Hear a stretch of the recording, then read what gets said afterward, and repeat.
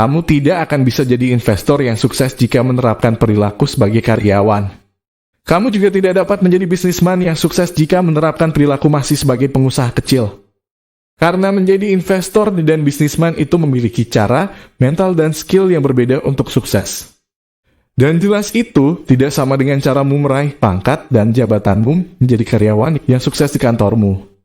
Ada orang yang bosan bekerja di kantor lalu beralih menjadi investor atau bisnismen.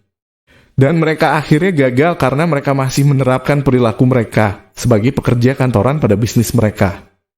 Padahal, sistem kerja sebuah bisnis dan investasi itu memiliki perbedaan yang sangat kontras, baik disiplin ilmu pengetahuan yang harus dimiliki, emosi menghadapi situasi, dan juga sikap mental yang sangat berbeda.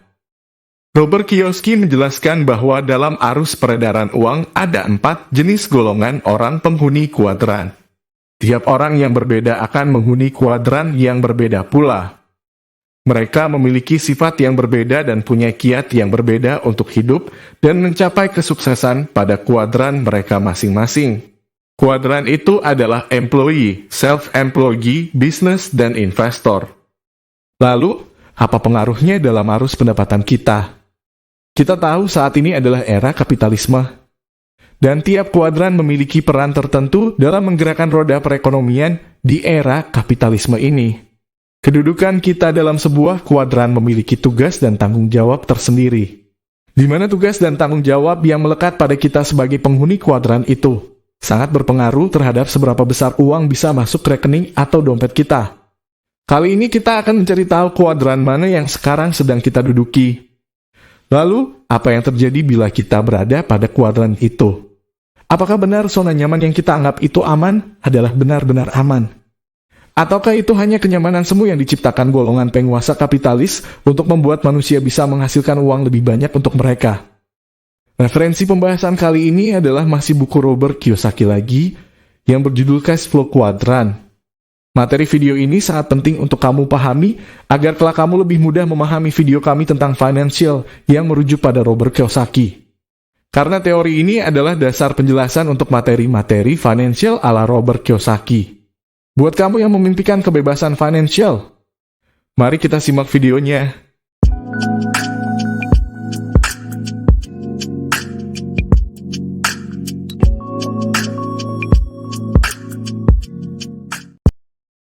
Kita akan mulai dengan membahas masing-masing bagian dari cash flow kuadran tersebut.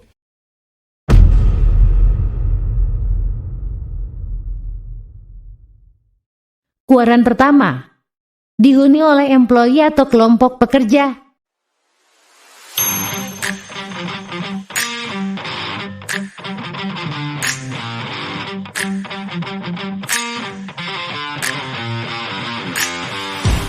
Employee adalah kelompok orang yang bekerja dengan orang lain.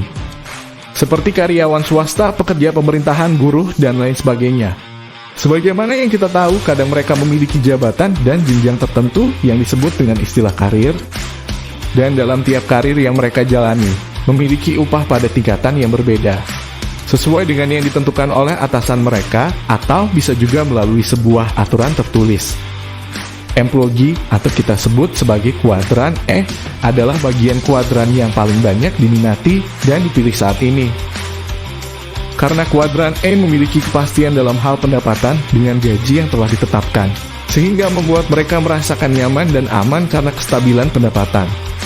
Sifat utama orang yang berada dalam kuadran E yaitu kebahagiaan mereka diukur dengan sebuah kepastian akan rasa aman dan rasa nyaman. Mereka sangat takut dengan yang namanya kehilangan uang. Tak jarang, mereka meminta jaminan tambahan untuk pekerjaan yang mereka lakukan.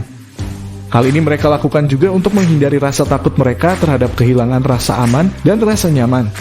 Jaminan tambahan itu seperti uang pensiun, jaminan kesehatan, dan jaminan keselamatan. Semakin baik kenyamanan yang diperoleh seorang karyawan dari sebuah perusahaan, instansi, atau yayasan, semakin betah seorang untuk bekerja di sana. Perilaku kebanyakan orang-orang memilih untuk menjadi karyawan kadang tidak semata-mata ditopang oleh rasa nyaman yang mereka dapatkan.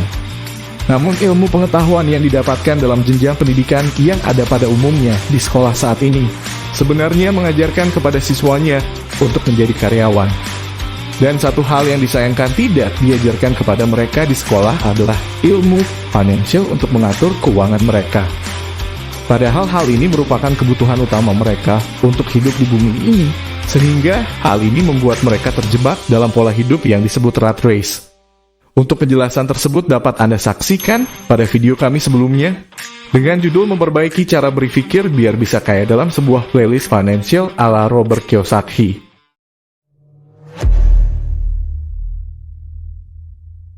Kuadran kedua, dihuni oleh self-employee atau pekerja mandiri.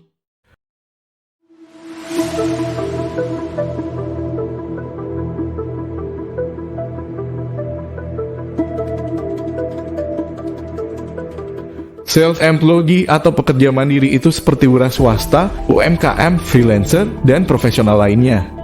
Mereka memiliki kebebasan yang lebih baik daripada para employee. Waktu dan tindakan mereka diatur oleh mereka sendiri secara profesional, begitu juga upah yang mereka tentukan. Mereka kita sebut dengan orang pada kuadran S. Namun kuadran S belum tentu lebih baik daripada kuadran E, yakni para pekerja atau karyawan. Berpindah dari kuadran E ke kuadran S tanpa dibekali skill dan ilmu financial yang baik akan membuat keuangan mereka bukannya membaik, melainkan tambah amburadul. Hal ini disebabkan mereka kehilangan banyak sekali tenaga untuk mencoba, berjuang dan gagal lagi tanpa ada sebuah kepastian. Jika semata-mata hanya sebagai self-employee tanpa ada manajemen keuangan yang baik, mereka bisa saja terjebak untuk bekerja bahkan seumur hidup mereka. Sedangkan kita tahu para employee telah dipersiapkan oleh perusahaan dan instansi mereka dalam tunjangan masa depan. Terlebih waktu yang mereka habiskan lebih banyak daripada para kuadran E dalam bekerja. Memang mereka mendapatkan kebebasan dari tekanan, namun kehidupan mereka tidak bebas oleh jam kerja. Bisa saja jam kerja mereka sangat padat. Banyak orang yang kecewa dengan profesi mereka sebagai karyawan disebabkan karena idealisme atau hati nurani. Lalu memilih bekerja sendiri di kuadran S, namun bukannya kualitas hidup mereka membaik, bahkan menjadi sangat merepotkan dan bahkan juga sangat melelahkan. Mungkin salah satu dari Anda telah melakukan ini dan menganggap Anda berhasil keluar dari zona nyaman sebagai karyawan dan telah menjadi bisnismen. Perlu Anda ketahui bahwa bisnismen itu tidak sama dengan pekerja mandiri. Ya, bisnismen itu tidak sama pengertiannya dengan freelancer dan juga UMKM. Bisnismen tidak menggunakan waktu mereka untuk bekerja. Mereka memilih membuat sebuah sistem yang baik untuk menjalankan sebuah usaha, ketimbang pekerja mandiri atau self-employee yang menjalankan usaha sendirian, dan bahkan modal dan waktu mereka sendiri. Bisnismen lebih efektif dalam menghasilkan uang karena menggunakan waktu, tenaga, dan bahkan modal orang lain dalam sistem yang sudah mereka bangun. Bisnismen menghasilkan uang dengan sisa waktu yang sangat banyak. Sedangkan pekerja mandiri menghasilkan uang dengan waktu yang sangat padat. Semakin banyak jam kerja yang mereka habiskan, semakin tinggi pendapatan mereka. Sementara bisnismen, semakin bagus sistem yang mereka buat, semakin tinggi pendapatan mereka. Jika kamu menyangka keluar dari karyawan dan membuat usaha baru, itu membuatmu telah mendapatkan kebebasan finansial, maka kamu salah. Kuadran ketiga, dihuni oleh bisnismen. Para penghuni kuadran ketiga ini kita sebut dengan kuadran B. Setelah mengetahui perbedaan self-employee dan businessman, atau perbedaan penghuni kuadran S dan kuadran B, mungkin kamu ada yang berpendapat seperti ini. Mana mungkin bisa mendapatkan uang tanpa ada modal sendiri, tenaga sendiri, dan waktu sendiri. Namun, bukti menjelaskan bahwa hal ini ada. Sebagai contoh, kamu pernah lihat bisnis waralaba seperti Pizza Hut atau KFC. Mereka tidak menggunakan modal mereka untuk berjualan gorengan ayam dan hamburger. Namun semuanya dikeluarkan oleh orang lain. Baik itu modal, tenaga, dan juga waktu. Mereka hanya memiliki brand atau merek dan sistem yang bagus dalam bisnis. Sehingga orang-orang tertarik bergabung bersama mereka untuk bersama-sama meraup keuntungan. Lalu uang mengalir kepada mereka cukup dengan mengontrol sistem yang telah mereka rancang. Hal ini membuat mereka bisa mengumpulkan banyak uang karena memiliki efisiensi waktu, tenaga, dan bahkan pikiran. Mereka sadar tidak terlalu cerdas sehingga membayar orang-orang yang ahli untuk berpikir. Mereka juga sadar tidak terlalu sempurna namun membuatnya sempurna dalam sebuah kolaborasi tim yang baik. Lalu bagaimana dengan perusahaan sekelas Apple dan Google? Tentu mereka juga sama, menggunakan tenaga, waktu, dan juga modal dari orang lain. Namun cara mengumpulkan modal mereka adalah melalui pasar modal, bukan waralaba. Ya, hanya cara mereka yang berbeda, tapi sifatnya masih sama. Sistem yang dibangun untuk penjualan mereka sangat baik dan selalu menguntungkan. Sangat menggiurkan bagi para investor untuk bekerja sama dengan mereka melalui saham. Ilmu yang mereka butuhkan juga tidak sama seperti para karyawan dan self-employee atau pekerja mandiri. Ilmu mereka adalah kemampuan untuk menjadi pemimpin yang karismatik dan kuat, menguasai negosiasi yang cerdas, memiliki cara berbicara yang menarik dan naluri yang sangat tajam memandang masa depan. Mereka tidak perlu menjadi pintar dengan IPK akademik yang baik, sebab kemampuan itu hanya diperlukan oleh para karyawan yang dituntut harus memiliki kemampuan spesifik seperti akuntan atau manajer yang meneliti kualitas produk, bukan mereka. Kamu benar. Menjadi pintar hanya diperlukan orang yang berada pada kuadran S, sebab mereka telah berniat akan melakukan pekerjaan semuanya sendiri. Ya, orang-orang self-employee seharusnya memiliki kemampuan satu level dengan Superman untuk menjamin hidup mereka baik-baik saja. Kuadran keempat, dihuni oleh investor. Para penghuni kuadran keempat ini kita sebut dengan kuadran I. Jika bisnismen kamu anggap orang yang menarik dan hebat, maka investorlah yang sebenarnya lebih hebat. Mereka hanya butuh uang untuk menghasilkan uang. Namun menjadi investor tidak semudah yang kamu bayangkan. Menyisihkan gajimu, lalu membeli saham tidak membuatmu menjadi seorang investor. Memang kamu telah berinvestasi dengan membeli saham, namun tanpa pengetahuan financial yang baik dalam dunia investasi. Kamu lebih seperti seseorang yang ikut dalam undian nasi berhadiah dibandingkan seorang investor. Benar, kamu tidak lebih seperti orang yang sedang berjudi. Karena dalam investasi kamu bisa saja kehilangan modalmu jika langkah yang kamu ambil salah.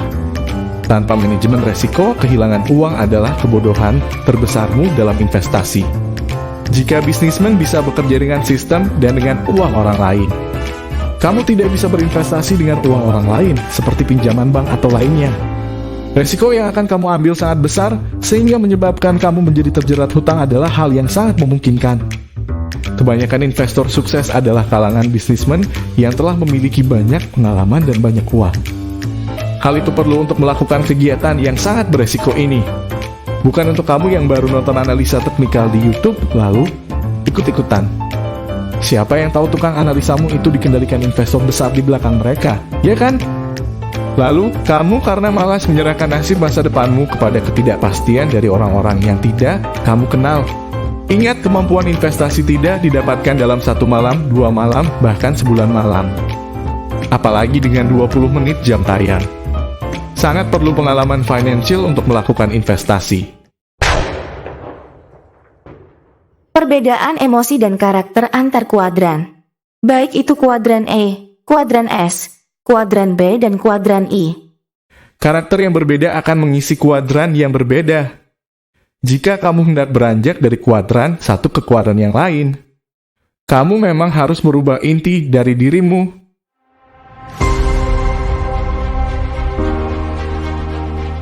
Ada perbedaan emosi yang dimiliki seseorang ketika berhadapan dengan uang. Perbedaan emosi itu yang membuat seseorang memilih untuk berada di suatu kuadran tertentu dalam perjalanan menghasilkan uang. Orang-orang yang berada pada kuadran E lebih mementingkan rasa aman dan nyaman dalam menghadapi keuangan, sehingga mereka lebih mementingkan untuk menjadi karyawan dengan gaji pasti dan juga tunjangan. Fokus mereka adalah memperoleh pendapatan sebanyak-banyaknya, sehingga kadang bisa merubah mereka menjadi pribadi yang memandang uang adalah segala-galanya. Orang-orang yang berada di kuadran S, yakni self-employee, lebih mementingkan harga diri mereka dan kehormatan mereka, bahkan dibandingkan dengan uang itu sendiri. Mereka lebih suka bekerja secara profesional dan agak bersifat perfeksionis, sehingga mereka cenderung tidak percaya dengan pekerjaan orang lain. Golongan kuadran I biasanya bekerja profesional untuk sebuah bidang tertentu. Orang-orang yang berada di kuadran B, yakni bisnisman, adalah orang yang sangat mendambakan sebuah kebebasan dalam waktu dan menghasilkan uang. Bagi mereka, kebebasan untuk hidup adalah lebih penting dari uang itu sendiri.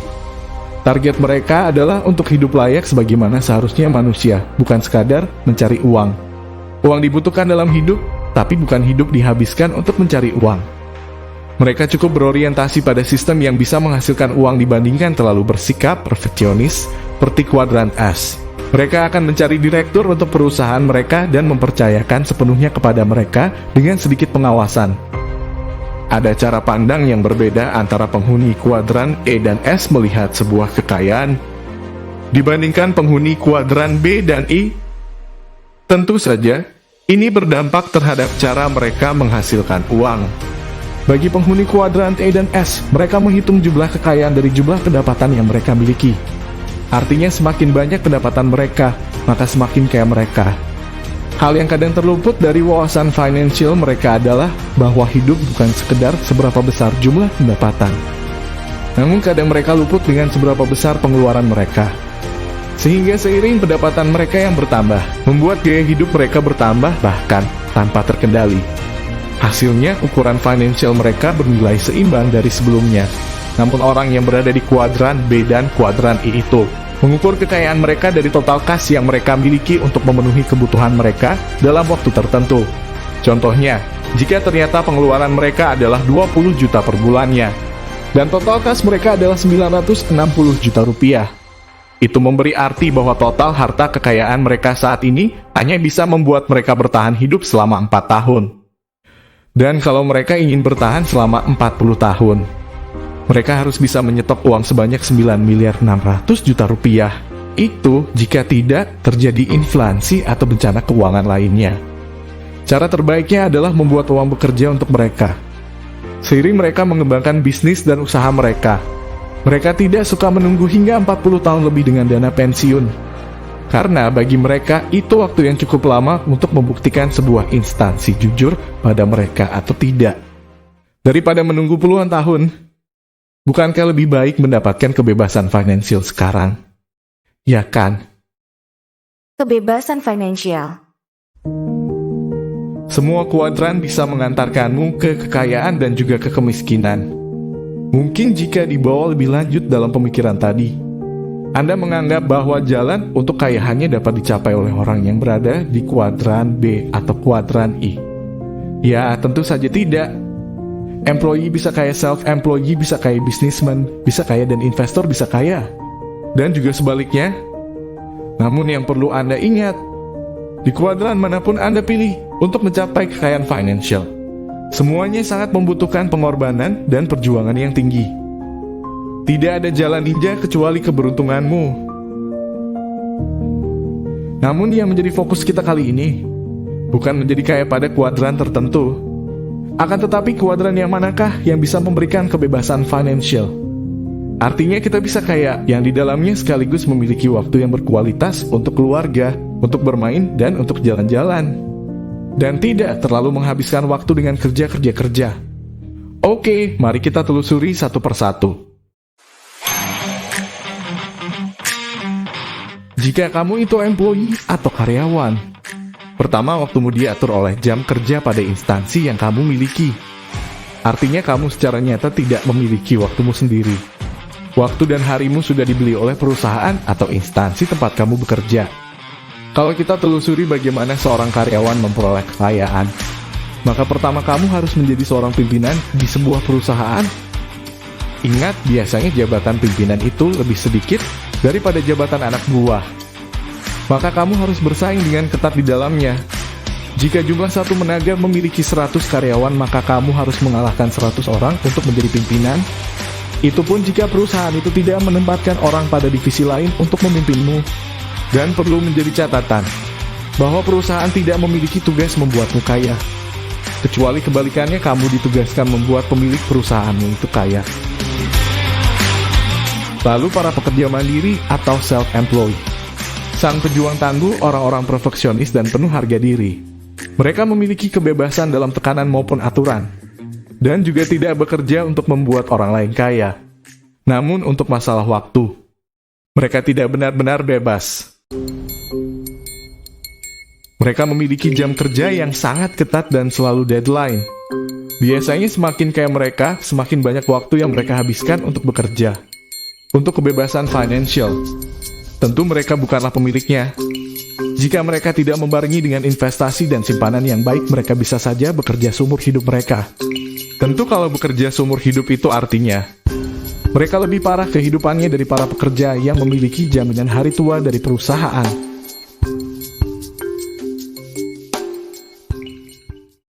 Bagi Robert Kiyosaki, kebebasan finansial yang baik hanya bisa dimiliki oleh bisnismen dan investor.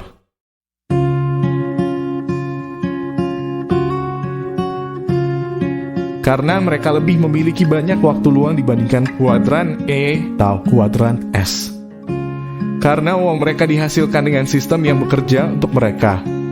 Mereka lebih efektif dalam hidup dengan banyak waktu luang yang mereka miliki tanpa harus miskin. Juga tanpa harus kerja. Dan yang paling sejati memiliki kebebasan finansial adalah investor. Ya tentu di era kapitalislah pemimpinnya. Memangnya kamu kira siapa? Kapitalis atau pemilik modal kalau ditelusuri lebih dalam adalah penguasa di segala lini, termasuk politik. Kalau kamu ingin menjadi juara di era kapitalis, ya tentu kamu harus menjadi seorang kapitalis.